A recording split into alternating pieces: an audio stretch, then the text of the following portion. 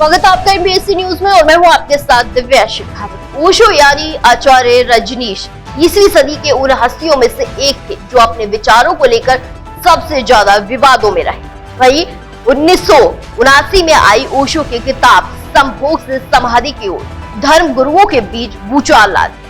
इस किताब के आधार पर ओशो को दरकिनार किए जाने लगे थे। बता दें, इसके बाद ओशो के सबसे बड़े आश्रम पुणे के ओशो इंटरनेशनल में खुलापन और विदेशियों को लगातार आना जाना सवालों के घेरे में आने लगा था। कुछ लोगों के लिए एक रहस्य बन गया था कि आखिर ओशो के आश्रम में होता क्या है। क्या वहाँ अंतरंग संबंध बनाने की खुली आजादी है? यह सब संभोग के बारे में ओशो के जो विचार थे उनके आधार पर कहा जा रहा था।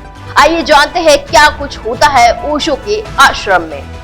आचार्य रजनीश का एक आश्रम अमेरिका के ऑरेगन में भी था। नेटफ्लिक्स पर 2018 में आई डॉक्यूमेंट्री वाइल्ड कंट्री में ओशो के इस आश्रम के बारे में बताया गया है।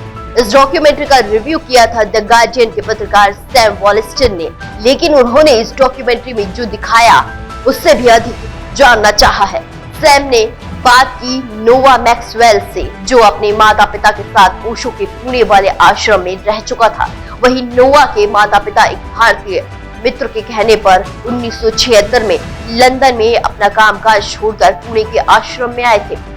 सैम वॉलस्टन की नोवा से मुलाकात वेस्ट लंदन के एक कैफे में हुई थी। वहीं नोवा ने बताया कि उसके माता पिता और उसे अलग रखा गया था। आश्रम में आने वाले हर व्यक्ति को नया नाम दिया जाता था। नोवा को स्वामी देव रूपम का नाम दिया गया था। वहीं दूसरे बच्चों के साथ वह एक झोपड़ी में रहता था और ऑस्ट्रेलिया, जर्मनी और अमेरिका से आए बच्चे भी इसमें शामिल थे। जब वह वापस लंदन गया तो 10 साल का था। वह कुछ भी लिख पढ़ नहीं सकता था। स्मोकिंग करना सीख चुका था। वाइल्ड कंट्री में दिखाए गए कुछ अंतरंग दृश्यों के बारे में नोवा का कहना था कि ऐसा कुछ वहां नहीं होता था, लेकिन लोग कुछ अजीब सा व्यवहार करते थे। उनके हंसने का एक खास तरीका था जिसके जरिए वे कहते थे कि मैं अपनी समस्त भावनाओं को स्वीकार करता हूँ। रात में कई बार लोग हंसते हंसते अचानक रोने लगते थे। नोवा ने बताया कि उस समय वह शारीरिक संबंधों के बारे में जानता था। यहाँ यौन संबंध बनाते लोगों की आवाज सुनी जा सकती थी।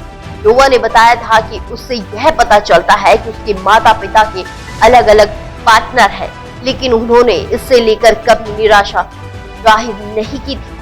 नोवा के पिता ने उससे कहा कि यह सब अच्छा है। उसकी मां संघर्ष कर रही थी। जो कुछ चल रहा था उस बारे में पहले भी उनके कई बार सवाल हुए थे। हम परिवार के एक इकाई के रूप में बिखर चुके थे। जब मैं बाहर की दुनिया में आया तो मुझे उस दुनिया से तालमेल बिठाने में काफी दिक्कतें आई। ओशो के आश्रम इंटरनेशनल में एक ड्रेस कोड था। यहाँ मरून और सफेद रंग का एक विशेष परिधान पहनाया जाता था और यह पहनना अनिवार्य था। और जो आता उसका पहले HIV टेस्ट के लिए ब्लड सैंपल लिया जाता था। HIV नेगेटिव आने के बाद ही उन्हें आश्रम में प्रवेश दिया जाता था और आश्रम में रहने वाले हर एक व्यक्ति को आई कार्ड दिया जाता था। यह आश्रम पुणे के कोरेगांव पार्क इलाके में 28 एकड़ में फैला है। इस आश्रम का निर्माण 1974 में ओशो ने किया था। फिलहाल के लिए मेरे साथ बस इतना ही। बने रहिए एनबीएससी न्यूज के साथ। नमस्कार।